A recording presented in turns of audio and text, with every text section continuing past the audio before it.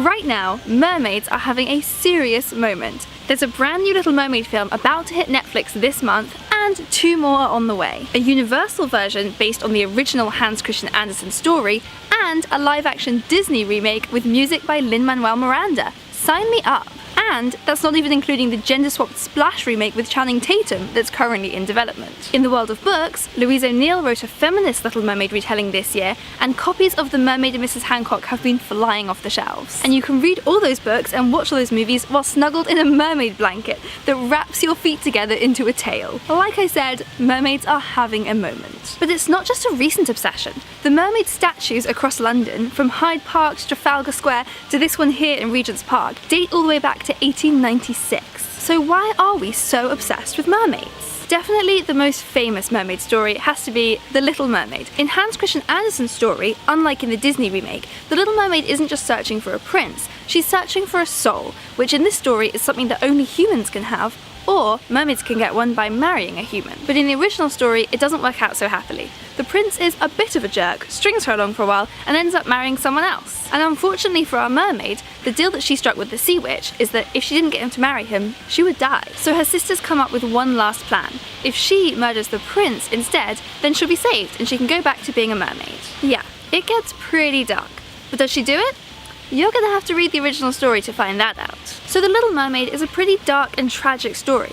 But if you fast forward to present day, mermaids are much more likely to be associated with brightly coloured makeup, long flowing hair and Starbucks drinks than tragedies about unrequited love. So why are mermaids now so fun when they have such a tragic history in popular culture? These statues aren't giving me any answers, so instead I'm going to ask some of my fellow mermaid-loving booktubers. So I'm here today with 2 of my fellow booktubers, Angelica Copa and Emma Tobias. Why do you guys think that mermaids are so popular right now? Fantasy. Yeah. It's quite fantastical to have a fish human. Is fantasy like bigger now than it has been in the past? I feel like dark fantasy is. People want the creepy stories. The state of the world is quite frightening at the moment. Yeah. So it's like we want this kind of dark fantasy that reflects it, but then we also want it to have Happy like some ending. hope. Yeah, a little bit of a happy Things will get ending. better. It could possibly be something to do with nostalgia. Yeah, that's a really good point. Like the people who are now making content are the people that like grew up with The Little Mermaid.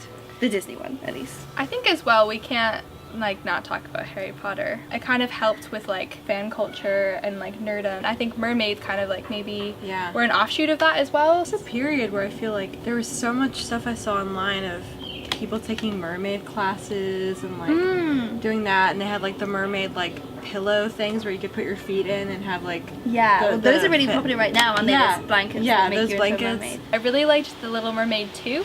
Oh, me too. That was so good. I think her name is Melody, and she's obsessed with the sea and she wants to return to the sea. That was almost like for the audience of The Little Mermaid, of like young little girls wanting to be mermaids. It's funny that the Disney film, like the happy ending is that she's turned from a mermaid into a human. But we're already humans. It'd be much more exciting if Eric was turned into a merman and they all swam away that'd be together. awesome. Yeah. That'd be cool. I like that she's the one who goes after Eric.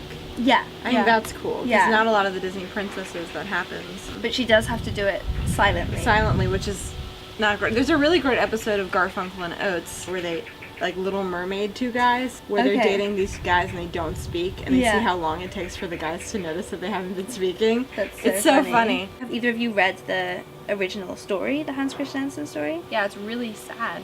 It's really sad. So I didn't know until really recently, I looked it up, that Hans Christian Andersen wrote The Little Mermaid inspired by his own experience of unrequited love with a man named Edvard, which obviously at the time was not something that was accepted. And that kind of put it into a whole new perspective for me, because I had before wouldn't have thought The Little Mermaid was very feminist and thought it was about these passive women. But actually, if you instead see The Little Mermaid as a kind of symbol of otherness, that's a really interesting kind of spin on it. Which leads on to the fact that the mermaid today is often seen as a queer symbol, a queer icon. Specifically, there's an article I read by Janet Mock which is about the mermaid as a trans icon, kind of representing the beauty of girls whose bodies are different and who feel disconnected from their bodies possibly. And just more generally, the mermaid can be just a queer icon in general, a celebration of otherness and of different type of bodies and different types of love. Gay pride and stuff is very colorful with lots of like sparkles and stuff like that, so the imagery is tied into mermaids, like with mermaid hair and stuff like that, and like having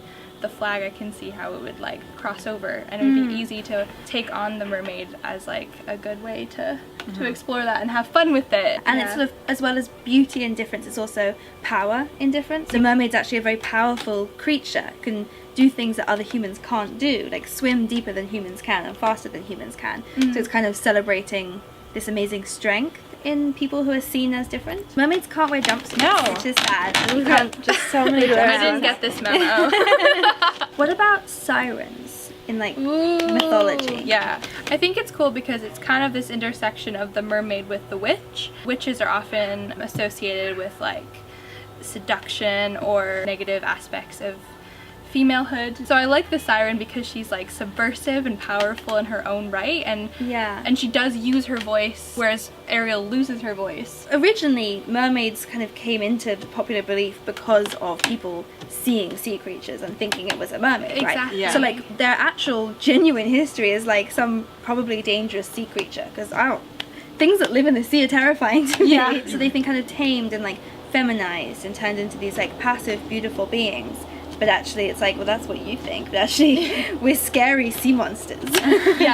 Whatever the reason, mermaids don't seem to be going anywhere anytime soon. I, for one, am excited to watch each and every one of those Little Mermaid remakes, and we'll keep on celebrating the mermaid as an icon of feminism and queerness and magic alike. But I will also keep returning to Hans Christian Andersen's beautiful original, as well as all the other wonderful fairy tales included in our Best Fairy Tales collection. So do give this video a thumbs up if you're excited for the Little Mermaid movies coming up, and leave a comment below with your theories for why mermaids are still so popular. And you're definitely going to want to hit that subscribe button, because next week on Book Break we are talking about the YA release of the year, Children of Blood and Bone, and we'll have the author Tomi herself on this channel. So hit subscribe so you don't miss out on that, and I'll see you next time!